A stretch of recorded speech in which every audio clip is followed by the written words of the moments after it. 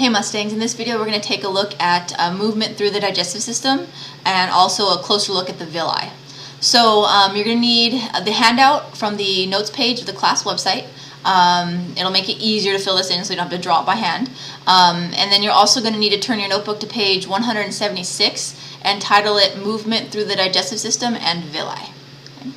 Alright, so let's go ahead and take a look at how food passes through your body.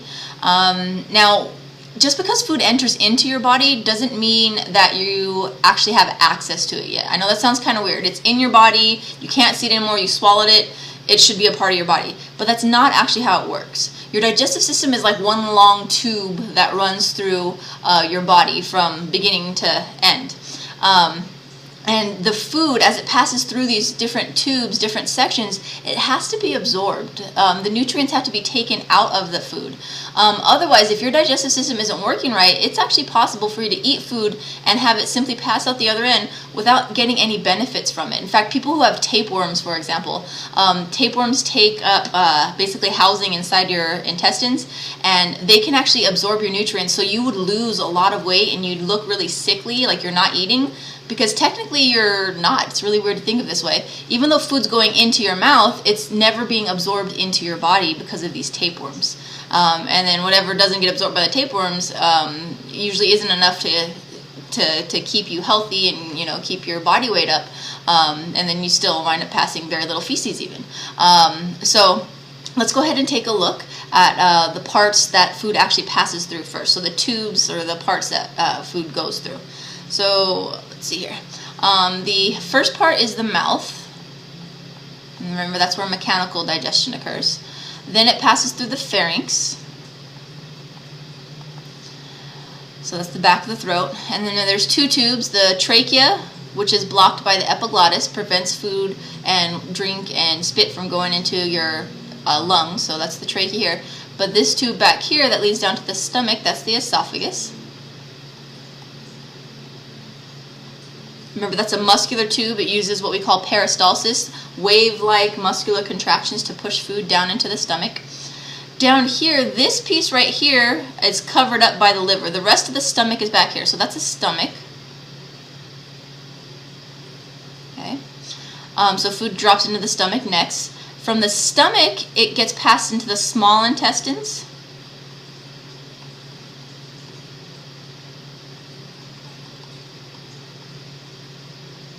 Okay. And then from the small intestines, it gets passed into the large intestines.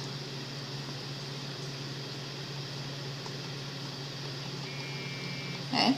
And the large intestines is finally where you have the exit point of any food, any materials that haven't been absorbed by your digestive system. And remember, this guy right here, the small intestine, that was the hero of the digestive system. That's where most breakdown occurs, and that's where absorption occurs as well.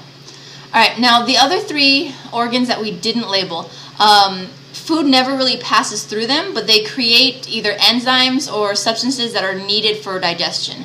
So the biggest one you see here, that's the liver. The liver, remember, creates bile. Back behind the liver, kind of housed inside here, is the gallbladder.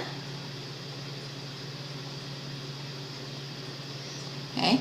And while liver makes the bile, it doesn't store it. It actually sends it to the gallbladder where the bile is stored. Remember, bile is used to prevent lipids from clumping together.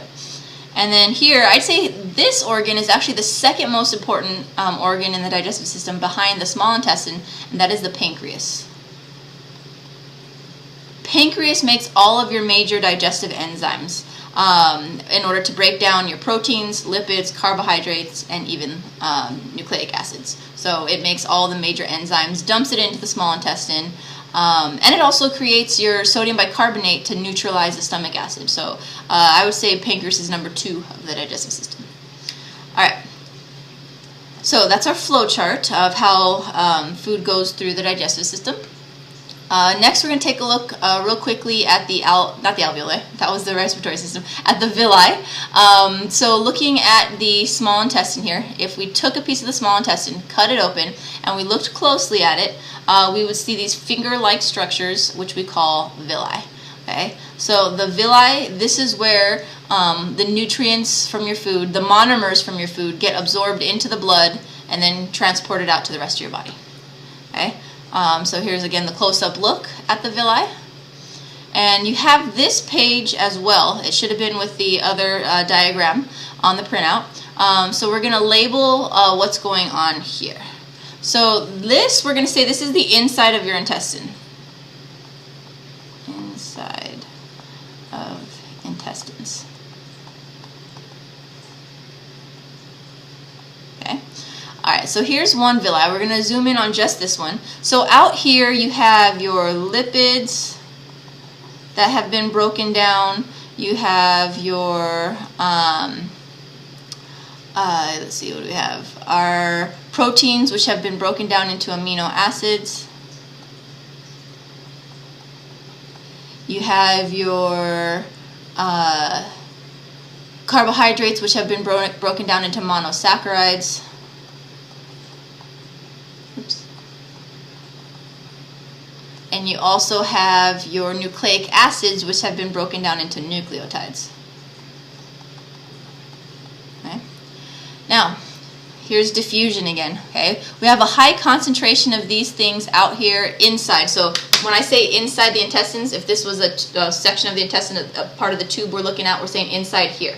Okay, so these are floating around inside the intestines. There's a high concentration. There's less concentration inside the villi here, inside these capillaries inside the villi. So these guys want to move into the capillaries. Once they diffuse into the capillaries, they get taken out to the rest of the body and given to all the cells to use. Okay? The lipids are too large, and when they get broken down, we break them down into fatty acids and also glycerol. Okay? And these are still very large, so they can't actually diffuse into the capillaries. The capillaries are too tiny. Remember, they're the smallest blood vessels.